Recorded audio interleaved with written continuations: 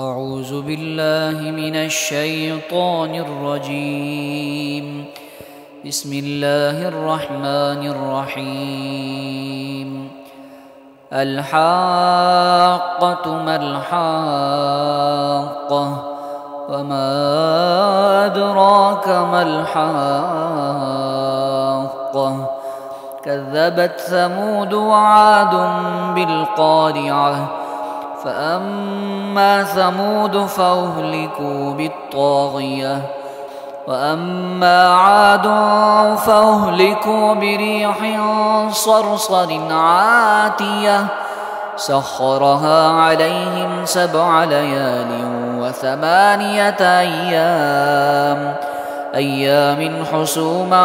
فترى القوم فيها صرعا كأنهم أعجاز نخل خاوية فهل ترى لهم من باقية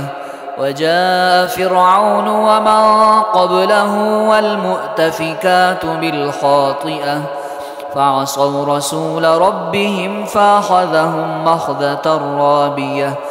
إنا لما طغى الماء حملناكم في الجارية لنجعلها لكم تذكرة وتعيها أذن واعية فإذا نفخ في الصور نفخة واحدة وحملت الأرض والجبال فدكتا دكة واحدة فيومئذ وقعت الواقعة وانشقت السماء فهي يومئذ واهية والملك على أرجائها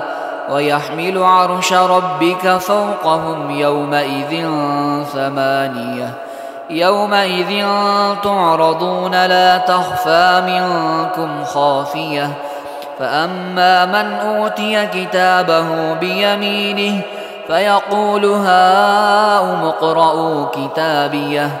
إني ظننت أني ملاق حسابيه فهو في عيشة راضية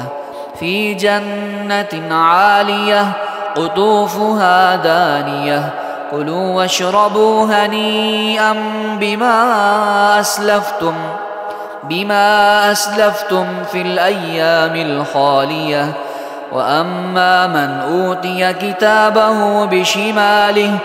فيقول يا ليتني لم أوت كتابيه ولم أدر ما حسابيه يا ليتها كانت القاضية ما أغنى عني ماليه هلك عني سلطانيه خذوه فغلوه ثم الجحيم صلوه ثم في سلسلة ذرعها 70 ذراعا فاسلكوه إنه كان لا يؤمن بالله العظيم ولا يحض على طعام المسكين فليس له اليوم هاهنا حميم ولا طعام إلا من غسلين لا يأكله إلا الخاطئون فلا أقسم بما تبصرون وما لا تبصرون إنه لقول رسول كريم وما هو بقول شاعر قليلا ما تؤمنون ولا بقول كاهن قليلا ما تذكرون تنزيل من رب العالمين ولو تقول علينا بعض الأقاويل